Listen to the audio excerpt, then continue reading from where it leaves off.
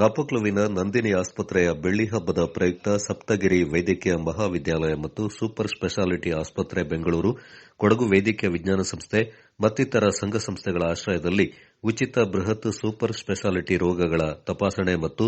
ಅರ್ಹ ಫಲಾನುಭವಿಗಳಿಗೆ ಉಚಿತ ಶಸ್ತ್ರಚಿಕಿತ್ಸೆ ಮತ್ತು ಇತರೆ ಚಿಕಿತ್ಸೆಗಳನ್ನು ಫೆಬ್ರವರಿ 25ರಂದು ಭಾನುವಾರ ಶ್ರೀರಾಮ ಟ್ರಸ್ಟ್ ಆಂಗ್ಲ ಮಾಧ್ಯಮ ಶಾಲೆಯಲ್ಲಿ ಹಮ್ಮಿಕೊಳ್ಳಲಾಗಿದೆ. ಈ ಸಂದರ್ಭ ಹಮ್ಮಿಕೊಳ್ಳಲಾಗಿರುವ ರಕ್ತದಾನ ಶಿಬಿರದಲ್ಲಿ ಅಧಿಕ ಸಂಖ್ಯೆಯಲ್ಲಿ ದಾನಿಗಳು ಪಾಲ್ಗೊಂಡು ಬಡ ರೋಗಿಗಳಿಗೆ ನೆರವು ನೀಡಬೇಕು ಎಂದು ನಂದಿನಿ ಆಸ್ಪತ್ರೆಯ ನಿರ್ದೇಶಕ ಹಾಗೂ ಕೊಡವ ಸಮಾಜ ಸ್ಪೋರ್ಟ್ಸ್ ಅಂಡ್ ರಿಕ್ರಿಯೇಷನ್ ಕ್ಲಬ್ ಅಧ್ಯಕ್ಷ ಮಂಗಳವಾರ ಇಲ್ಲಿಯ ಪ್ರವಾಸಿ ಮಂದಿರದಲ್ಲಿ ಸುದ್ದಿಗೋಷ್ಠಿಯಲ್ಲಿ ಮಾತನಾಡಿದ ಅವರು, ಶಿಬಿರದಲ್ಲಿ ಡಾ ಸುಧೀರ್, ಡಾ ಪ್ರದೀಪ್ ಕುಮಾರ್, ಡಾ ನಟರಾಜ್ ಸಣ್ಣಪ್ಪನವರ್, ಡಾ ಎಚ್ ಕೆ ನಾಗರಾಜ್, ಡಾ ಕೇಶವ್, ಡಾ ಮೋನೀಶ್, ಡಾ ಮನೋಜ್ ಗೌಡ, ಡಾ ಕರುಣ್ ಶೆಟ್ಟಿ ಪಾಲ್ಗೊಳ್ಳಲಿದ್ದಾರೆಂದು ತಿಳಿಸಿದರು. ಕಾರ್ಯಕ್ರಮದ ಉದ್ಘಾಟನೆಯನ್ನ ಮುಖ್ಯಮಂತ್ರಿಗಳ ಕಾನೂನು ಸಲಹೆಗಾರ ಹಾಗೂ ಶಾಸಕರಾಗಿರುವ ಎಸ್ ಪೊನ್ನಣ್ಣ ನೆರವೇರಿಸಲಿದ್ದಾರೆ. ಅಧ್ಯಕ್ಷತೆಯಿಂದ ನಂದಿನಿ ಆಸ್ಪತ್ರೆಯ ನಿರ್ದೇಶಕ ಹಾಗೂ ಕೊಡವ ಸಮಾಜದ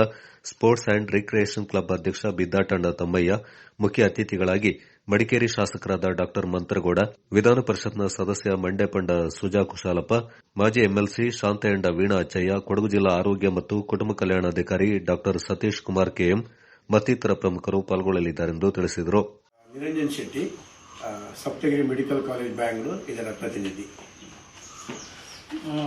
ನಂದಿನಿ ಆಸ್ಪತ್ರೆಯ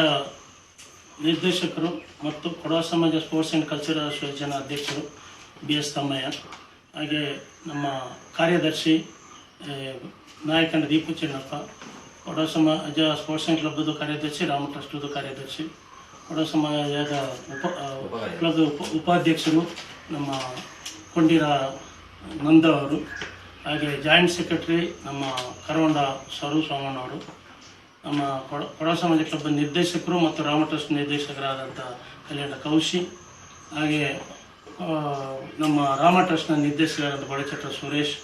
ಕೊಡವ ಸಮಾಜ ಸ್ಪೋರ್ಟ್ಸ್ ಆ್ಯಂಡ್ ಕಲ್ಚರಲ್ ನಿರ್ದೇಶಕರಾದಂಥ ಕಲ್ಯಾಣ ದೀಪು ಚಿನ್ನಪ್ಪ. ತುಂಬ ಪೇಷಂಟ್ ಇದ್ದರು, ಆ ರೋಗಿಗಳಿದ್ದರೂ ಸಹ ಈ ಆಯುಷ್ಮಾನು, ESI, ಯಶಸ್ವಿನಿ, ಅದರ ಸೂಪರ್ ಸ್ಪೆಷಾಲಿಟಿಯಲ್ಲಿ ಅದರ ಫಲಾನುಭವಿಗಳನ್ನು ಪಡೆದುಕೊಳ್ಳಲು ಸ್ವಲ್ಪ ವಿಫಲರಾಗಿದ್ದಾರೆ. ಅದನ್ನು ಮನಗೊಂಡು ನಮ್ಮ ನಂದಿನಿ ಆಸ್ಪತ್ರೆ ನಾಪೋಕ್ಲು ಅವರು ಇಂಥ ಒಂದು ಒಳ್ಳೆಯದಾದ ಒಂದು ಪ್ರೋಗ್ರಾಮನ್ನು ಆರ್ಗನೈಸ್ ಮಾಡಿ ನಮ್ಮನ್ನು ಕೋರಿಕೊಂಡಾಗ ನಾವು ತುಂಬ ಉತ್ಸುಕತೆಯಿಂದ, ಸಂತೋಷದಿಂದ ಒಪ್ಪಿಕೊಂಡಿರುತ್ತೇವೆ. ಯಾಕಂದರೆ